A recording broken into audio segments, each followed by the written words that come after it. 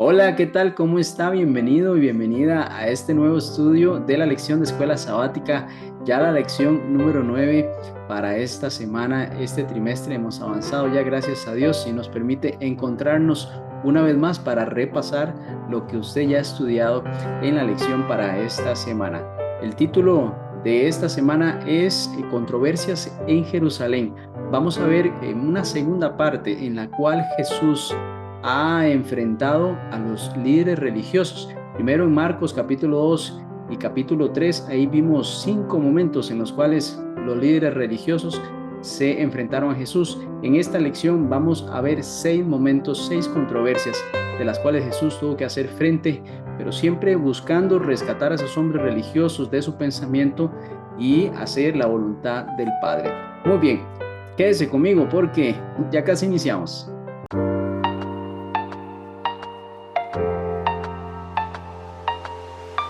Muy bien, gracias por continuar.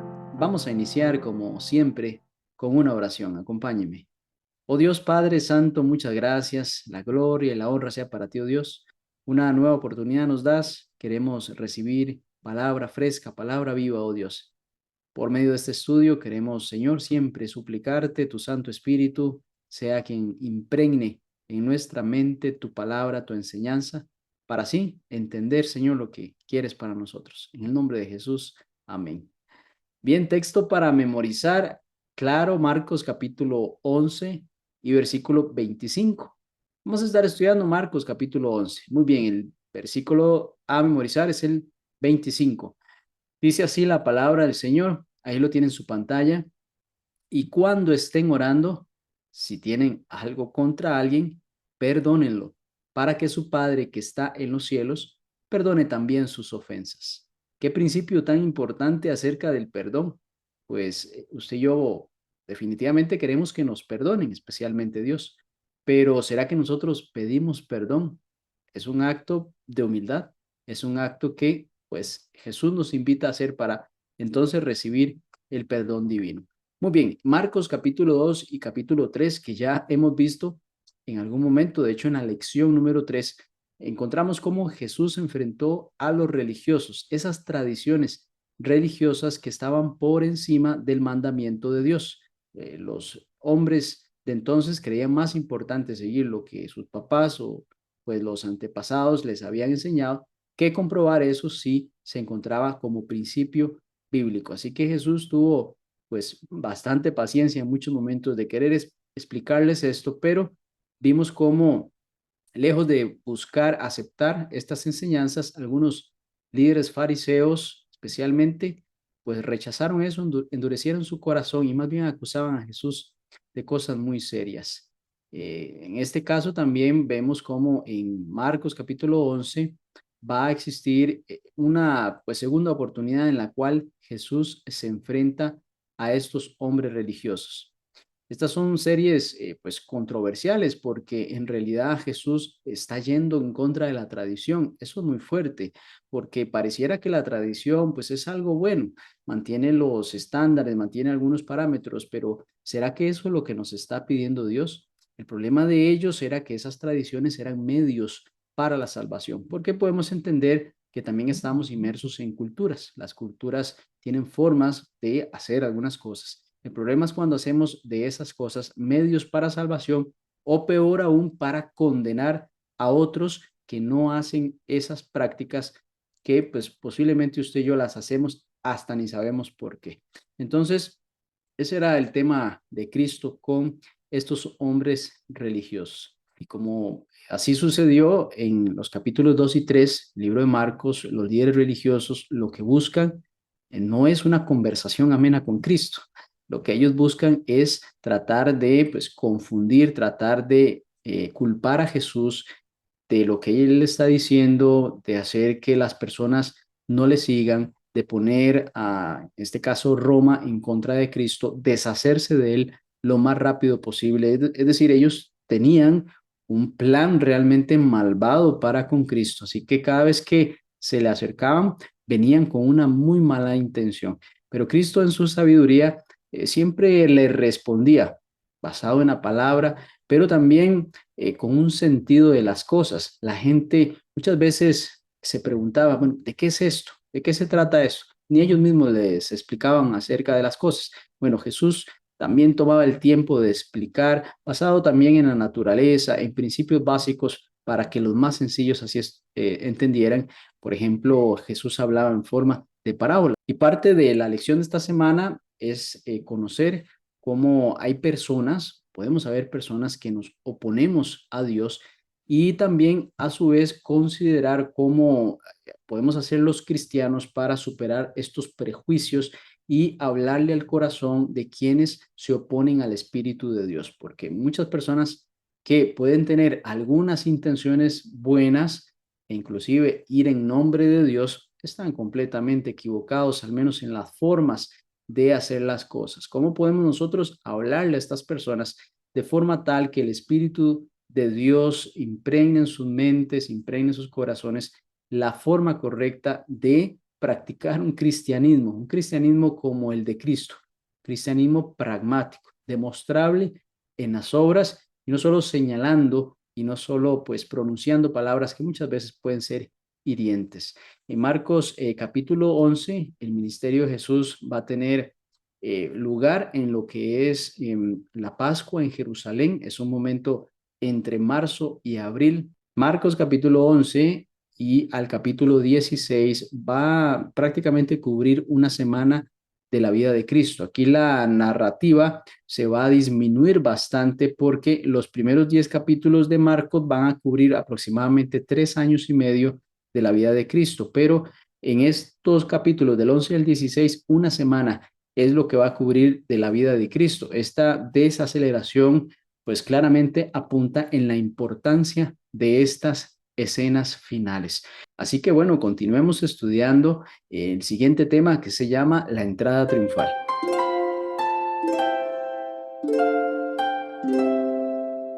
Vamos a estudiar la entrada triunfal de Cristo a Jerusalén. Recuerdan ustedes que en muchas ocasiones, en bastantes ocasiones, cuando Cristo sanaba, le decía a las personas que no se lo dijera a nadie, que fuera simplemente al lugar de su casa y ahí pues agradeciera a Dios por el milagro que había hecho. En otra ocasión, también a los discípulos, cuando él les preguntó quién creen que era él, y Pedro respondió, bueno, tú eres el Cristo, el Hijo de Dios. En esta ocasión, Cristo les dijo, bueno, no se lo digan a nadie. Y es interesante cómo daba Cristo estas instrucciones en algún momento de su ministerio y pareciera ser que el momento en el que él quería que eso se revelara aún no llegara. Podía ser porque, bueno, los discípulos tenían que entender mejor acerca de la misión. También puede ser que los fariseos, como estaban buscando ocasión para que lo apresaran, para que él dijera algo en contra de Roma y le buscaba entender trampa siempre. Entonces Cristo, pues en su sabiduría, sabía cómo iba avanzando su ministerio y cuándo sería el momento indicado para que el pueblo de Israel lo reconociese a él como el Mesías. Eso sí, no el Mesías político, sino el Mesías que cambia los corazones. Bueno, en la entrada triunfal, Marcos capítulo 11, versículos del 1 al 11, vemos cómo Cristo manda a sus discípulos, a dos de ellos, para que en un poblado cercano fuesen a buscar un asno, un pollino, y en este animal él entraría a Jerusalén. Bueno, ¿por qué se dedica tanto tiempo a este relato? Es interesante porque pareciera pues un poco inocente, ¿no? Ir a buscar un asno para que Jesús lo monte. La respuesta, pues podemos decir que es doble, primero porque demuestra las capacidades proféticas de Jesús al decir a dónde estaba ese pollino, estaba amarrado y que iban a preguntar por él, así que cuando los discípulos llegaron allí, pues eso sucedió, ahí había un pollino, estaba amarrado, iban a preguntar que a dónde lo llevan y entonces ellos respondieron, bueno, el Señor lo necesita y después lo vamos a devolver. Bueno, eso sucedió exactamente como Jesús había dicho, así que demuestra también esa divinidad de Cristo y también establece la conexión con el profeta Zacarías. Allá hace tiempo atrás, el profeta Zacarías había pues dicho, había escrito, profetizado que Jesús iba a entrar en un pollino a Jerusalén. Bueno, el capítulo 9, en versículos 9 y 10 dice, alégrate mucho, hija de Sión, libro de Zacarías, Da voces de júbilo, hija de Jerusalén, he aquí tu rey vendrá a ti, justo y salvador, humilde y cabalgando sobre un asno, sobre un pollino, hijo de asna.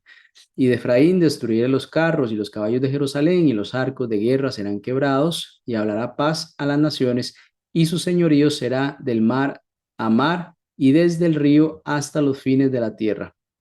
Aquí nos muestra cómo Jesús iba a entrar en un animal pues bastante noble, pero que la acción de él era pues una confrontación muy fuerte para con ejércitos, para con naciones, pero claro, aquí está hablando en un sentido espiritual, está hablando acerca de la misión de Cristo, en el cual dice que hablará paz a las naciones y su señorío será de mar a mar, es decir, el reino de Jesús es un reino universal, es un reino que abarcará toda la tierra.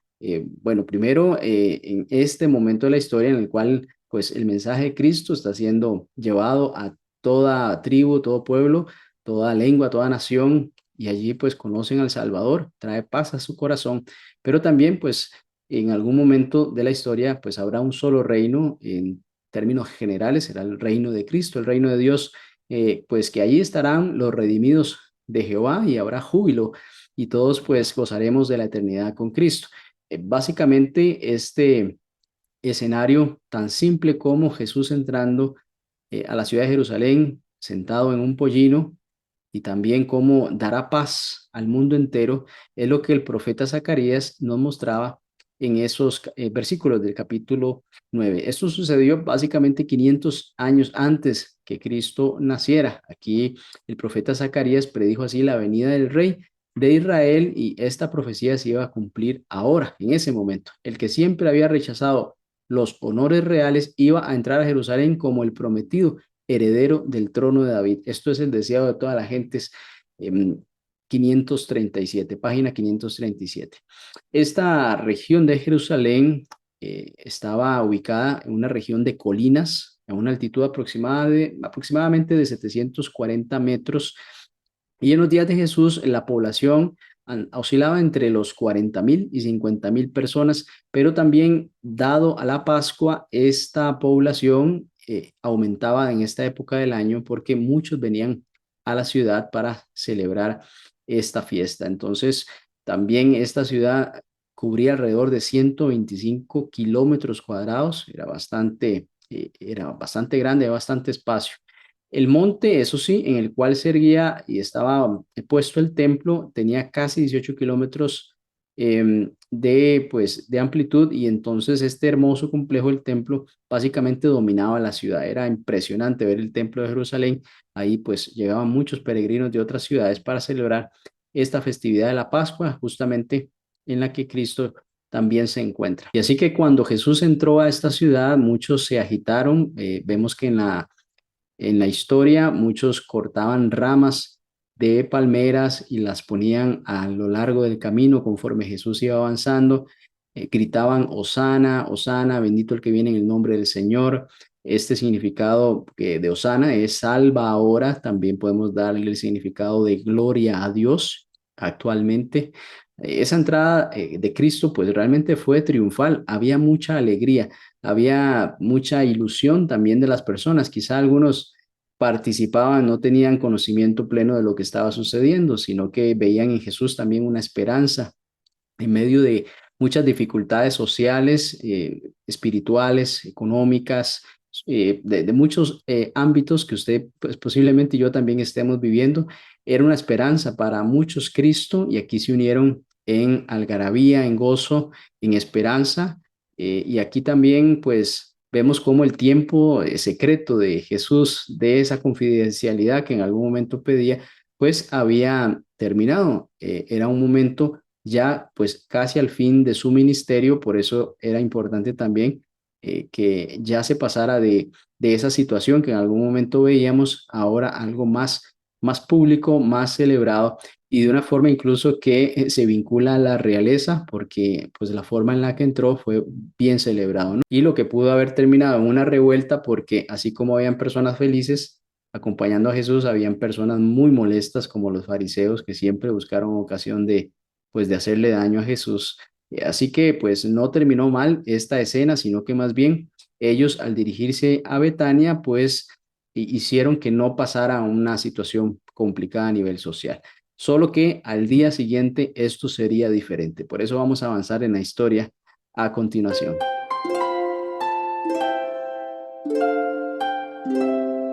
Bien, vamos a estudiar Marcos capítulo 11, versículos 12 al 26. Aquí vamos a encontrar dos historias interesantes que se relacionan con su significado.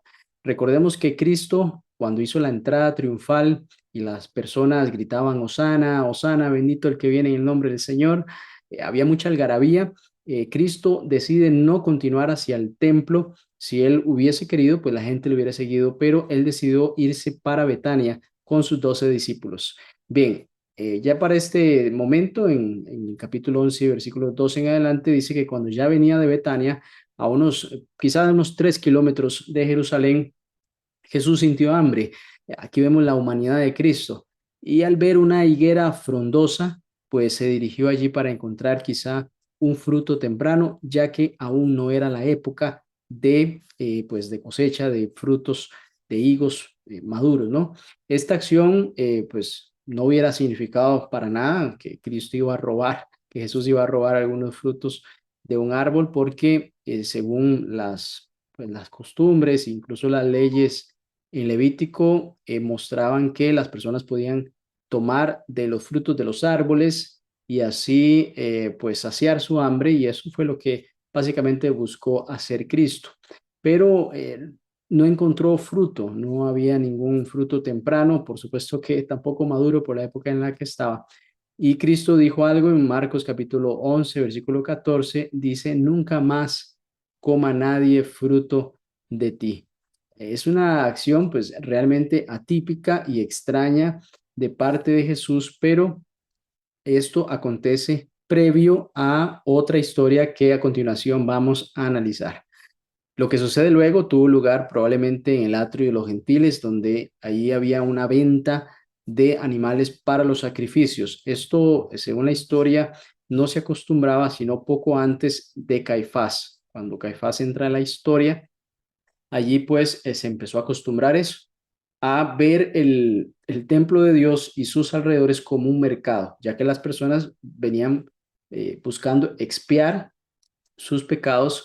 Y claro, cada vez que llegaban más, cada vez que pues era más difícil quizá transportar un animalito de donde ellos provenían, pues lo más práctico sería comprar el animalito allí en Jerusalén. Lo que pasa es que cada vez más se convertía eso en un mercado, y pues como todo en los negocios hay oferta, hay demanda, hay competencia, y piense usted en los escenarios que se pudieron haber pues manejado ya para entonces, comparándose pues quizá a un mercado municipal que muy probablemente usted conoce y ha ido. La acción de Cristo es una afrenta directa contra los que estaban a cargo del sistema del templo por permitir este tipo de mercado ahí en los alrededores donde se supone es una casa de oración. Es decir, una cosa es que los comerciantes quieran hacer negocio, lo cual en el contexto humano es sumamente natural, y otra cosa es que eso se permita en ese lugar que es casa de oración. Entonces, aquí Cristo va no necesariamente contra el comerciante que está allí, sino contra los que permiten que eso se diera. Porque, bueno, en los negocios, ustedes saben que puede haber muchos temas allí, entonces es más por haber permitido eso. Entonces Cristo tiene esta afrenta, esta confrontación con los religiosos. Aquí Jesús vincula dos pasajes del Antiguo Testamento para hacer esa dura reprimenda contra este tráfico que es profano, en términos, por supuesto, espirituales, e insiste en que el templo debe ser una casa de oración para todos los pueblos.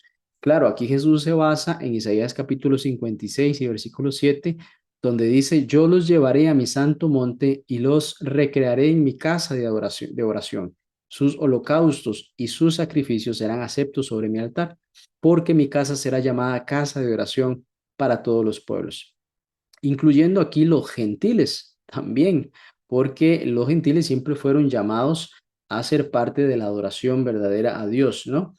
Luego dice que los líderes han convertido el templo en una cueva de ladrones. Vamos a leer Jeremías capítulo 7 versículo 11 donde dice, es cueva de ladrones delante de vuestros ojos esta casa sobre la cual es invocado mi nombre.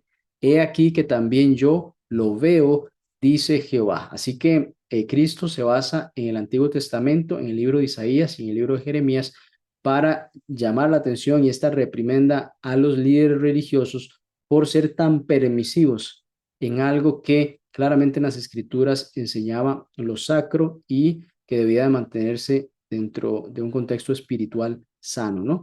Más tarde, al final de esta asombrosa jornada, Jesús ya abandona la ciudad junto con sus discípulos. Esto Marcos capítulo 11 versículo 19 lo dice, pero al llegar la noche, Jesús salió de la ciudad.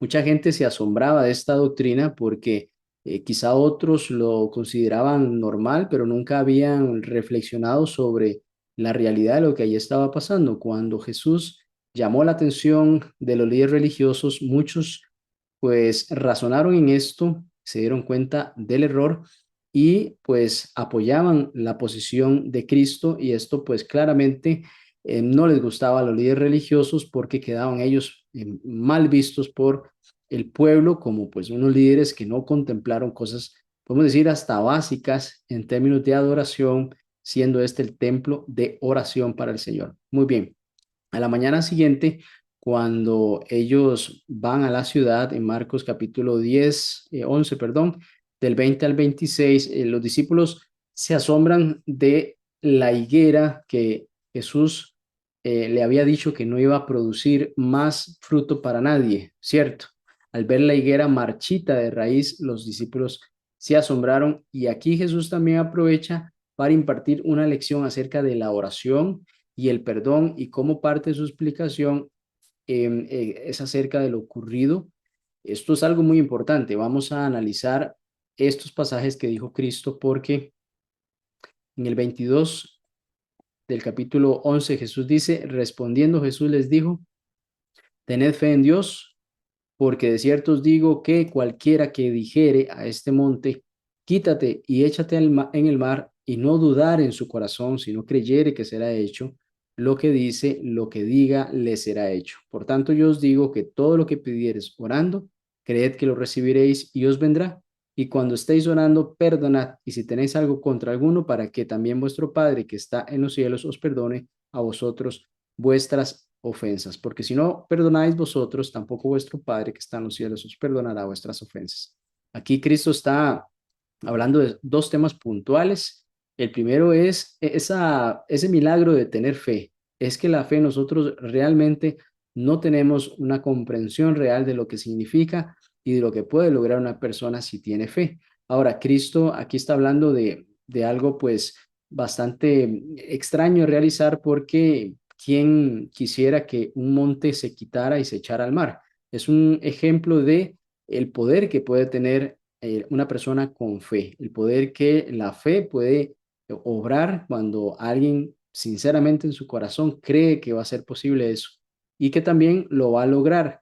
Y claro está la necesidad de perdonar nosotros las faltas que nos hacen a nosotros, las ofensas que alguna persona nos hace a nosotros, es importante que nosotros perdonemos.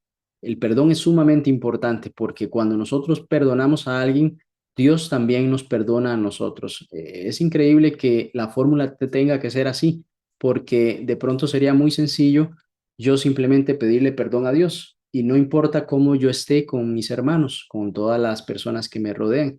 Dios dice, es necesario que usted esté bien con las personas, es necesario que usted dé ese paso adelante en caso de que la otra persona no lo esté haciendo, para que usted y yo tengamos una comunión más sincera, una comunión asertiva, una comunión entre padre e hijo, de forma tal que si yo cometo una falta, entonces el Padre Celestial, mi Padre Celestial puede perdonarme. De lo contrario, habría un obstáculo para yo obtener ese perdón. Que no tengamos esos obstáculos, usted y yo, mi querido hermano, mi querida hermana, para que nuestro Padre Celestial nos perdone. Pidámosle a Dios que nos ayude a perdonar, porque creo yo, naturalmente somos rencorosos, naturalmente no queremos que ir a pedir perdón o perdonar a las personas, solemos guardarnos también cosas en el corazón. Cristo nos dice, hay que liberar eso. hay que perdonar, hay que también pedir perdón y así también el Padre que está en los cielos nos va a perdonar. ¿Y cómo entonces se relacionan estas dos historias, como habíamos mencionado al inicio? Bueno, es muy interesante. Piense usted en lo siguiente. Cristo maldice a una higuera, pero purifica el templo. Sin embargo, aunque purifica el templo, los líderes religiosos quieren matar a Jesús, lo que significa que daría pie a que los sacrificios ya no serían necesarios en el templo. Entonces, este tipo de historias tienen una enseñanza entrelazada, una enseñanza muy interesante. Cristo en su sabiduría, pues veía todo esto sin antes, por supuesto, los discípulos lo dimensionaran, pero después, ya ahora en nuestro tiempo, podemos comprender un poco mejor.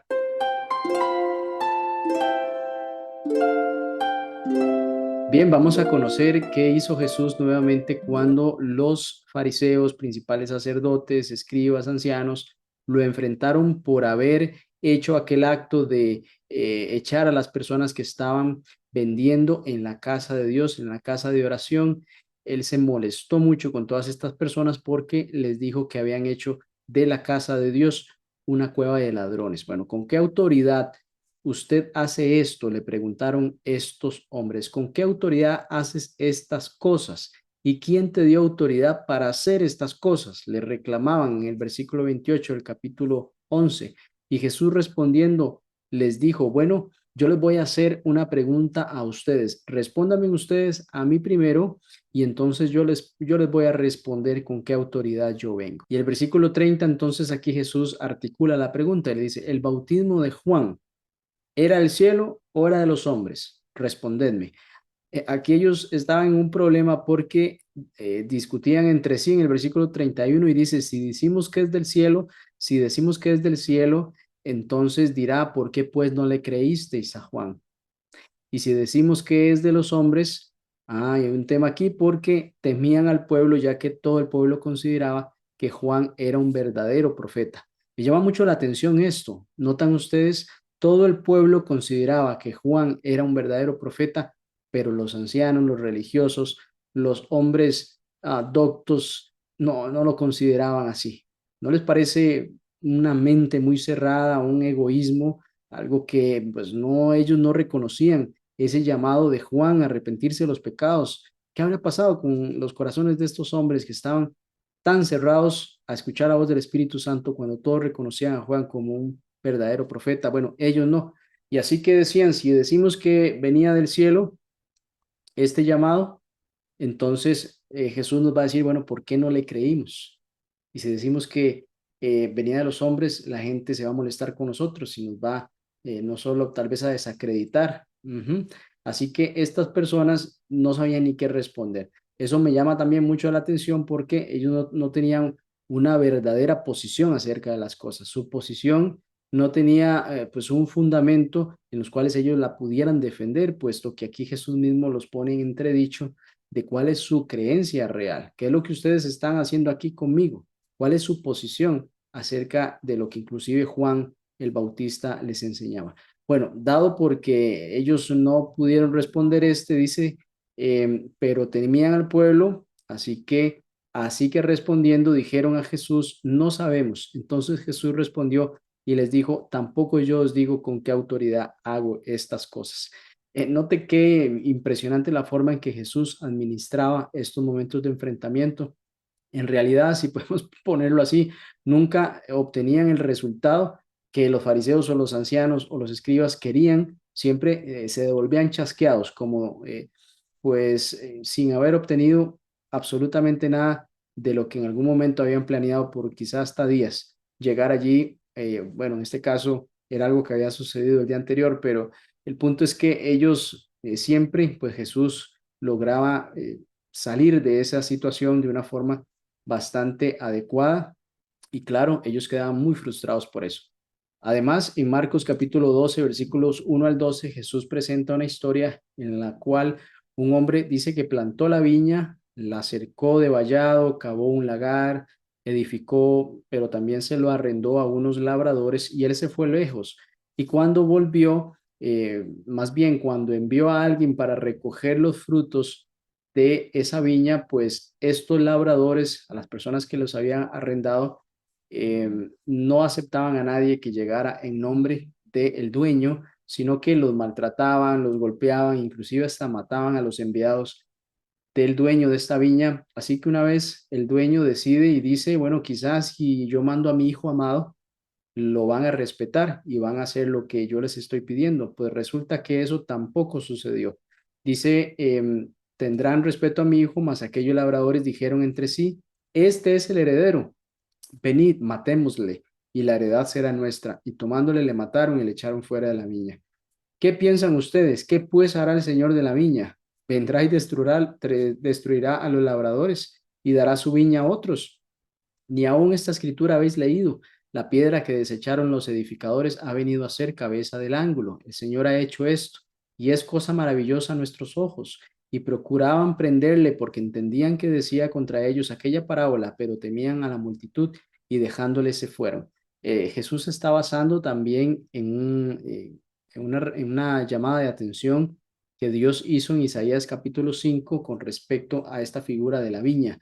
Por eso ellos entendían a qué se estaba refiriendo y también entendían que Jesús les estaba llamando la atención a ellos, siendo que habían enviado muchos profetas, Dios había enviado muchos profetas y ellos los mataban, los golpeaban, los rechazaban, en este caso como Juan el Bautista, pero también note que dice, llegó el Hijo amado y también ustedes lo van a matar. Claro, ese era el ejercicio en el que Jesús les estaba diciendo, ustedes van a matar al Hijo de Dios por esas actitudes egoístas de pues creer que son los dueños de esa viña, como el ejemplo de esta que estamos analizando. Y aquí lo que Jesús está haciendo en esta historia es hacer un llamado solemne a estos religiosos para que cambien su actitud, porque el desenlace de su conducta va a ser fatal. El dueño de la viña va a regresar y va a reclamar todo ese daño que han hecho. Esperemos que nosotros tengamos una clara percepción cuando el Espíritu de Dios nos llama, cuando debemos de cambiar cosas de nuestra vida, cuando debemos de cambiar conductas que no están ayudando para nada en la salvación y reconociendo a Cristo como nuestro Mesías.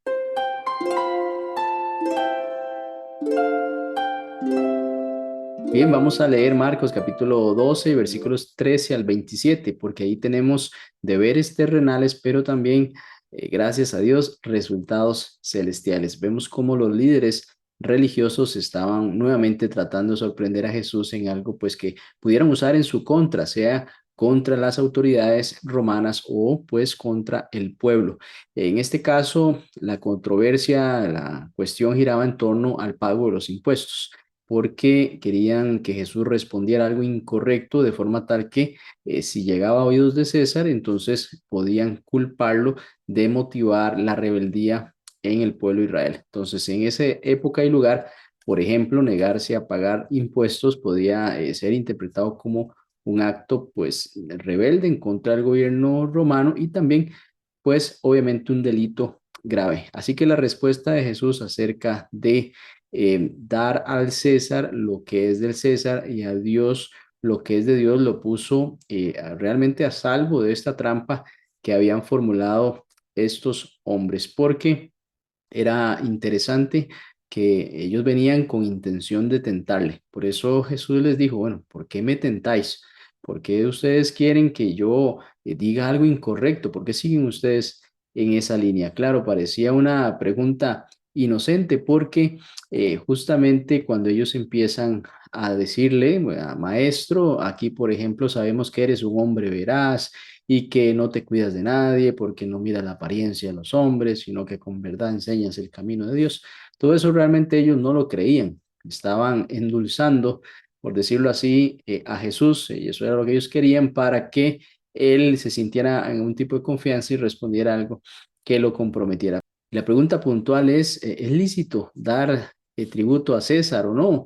¿Daremos o no daremos? Pregunta, ¿no?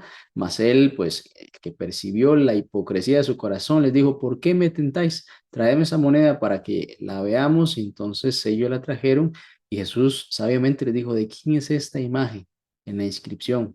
Bueno, es de César, respondió Jesús. Entonces, denle a César lo que es del César y a Dios lo que es de Dios. Esto ya en el versículo 17, y note que dice el versículo, se maravillaban de él. Entonces, bueno, después de aquí vemos otra pregunta bastante pues difícil, ¿no? Porque está relacionada más a la resurrección de los muertos. Así había un grupo de religiosos, estudiosos, que eran los saduceos. Eran un grupo sacerdotal que únicamente aceptaban los 5 libros de Moisés como escritura y no creían en la resurrección de los muertos. Así que el escenario que le presentaron a Jesús fue un escenario pues probablemente hipotético, porque hablaron acerca de una mujer en los cuales los 7 hermanos se casaron con ella porque uno iba falleciendo después del otro y ella se iba casando con el hermano que quedaba pues posteriormente vivo. Esto basado también de acuerdo a la ley de Moisés, porque a fin de preservar la propiedad dentro de la familia, cuando un hombre moría sin dejar descendientes, que era parte del escenario que le presentaban a Cristo, el hermano de uno de ellos podía casarse con la viuda, y así el primogénito resultante de esa unión era considerado entonces legalmente como hijo del difunto y podía heredar lo que el anterior había pues dejado. Esa era una forma en la cual Deuteronomio capítulo 25, 5 al 10 exponía. Jesús contrarresta el argumento de ellos básicamente en 2 formas, haciendo referencia primero a la escritura y luego al poder de Dios. Primero entonces describe el poder de Dios acerca de la resurrección, diciendo que bueno, Dios tiene el poder de resucitar. Y aquí hay una figura muy interesante, porque Jesús está expresando que nosotros en el cielo seremos como los ángeles, es decir, compartiremos algunas cualidades que tienen los ángeles, por ejemplo, que no se casan ni se dan en casamiento.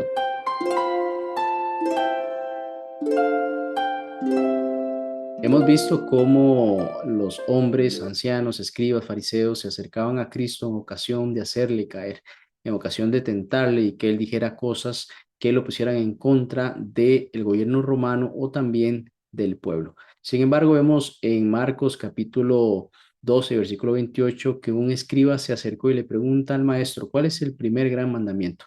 Jesús responde con el Shema: Oye Israel, el Señor nuestro Dios, el Señor uno es, y amarás al Señor tu Dios con todo tu corazón, con toda tu alma y con toda tu mente y con todas tus fuerzas. Este es el primer gran mandamiento.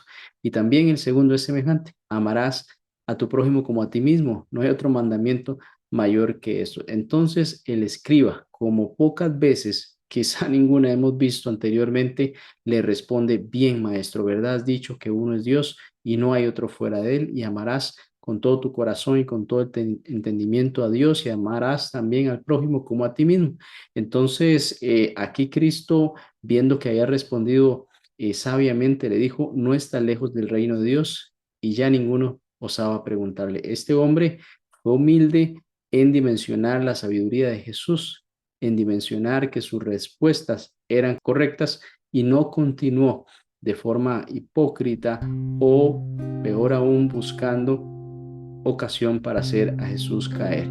Este hombre, dice, estaba cerca del reino de Dios. Lo único que le hacía falta es pues reconocer quién era Jesús y seguirle. Y esa es la pregunta que tenemos que hacernos en esta oportunidad. ¿Será que estamos amando a Dios con todo nuestro corazón, con toda nuestra alma, con toda nuestra mente y con todas nuestras fuerzas? Nota que eso abarca bastante.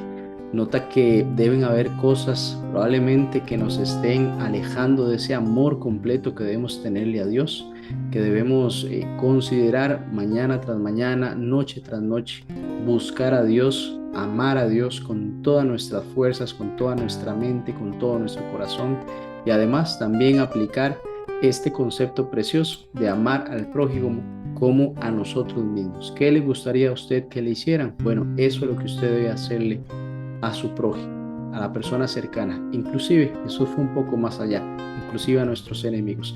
Por eso, mis queridos hermanos, el reto es grande. Humanamente usted y yo no podemos librar esta batalla si no es por el Santo Espíritu de Dios que impregne el carácter de Cristo en nuestras vidas. Y pues vamos entonces a orar para finalizar. Amante, oh Dios Padre, gracias te damos por tan hermosas enseñanzas en el Evangelio según San Marcos. Gracias, oh Dios Padre, porque comprendemos la necesidad que tenemos de amarte con todas nuestras fuerzas, con toda nuestra mente, Señor, con todo nuestro corazón. También amar a nuestro prójimo. Es la enseñanza que Cristo vino a darnos, una enseñanza práctica, una enseñanza del día a día, no solo por palabras, sino con actos de amor, de sinceridad, de diligencia, cuando se deben de cambiar las cosas. Y Padre Santo, también ponerte nuestra vida al servicio tuyo, darte, Señor, la parte que te corresponde, ser también ciudadanos responsables y predicar a Cristo con nuestra existencia misma, oh Dios. Gracias por escucharnos, Señor. Gracias por bendecirnos. En nombre de Jesús. Amén. Muy bien, nos vemos la próxima semana, si así el Señor lo permite. Hasta pronto.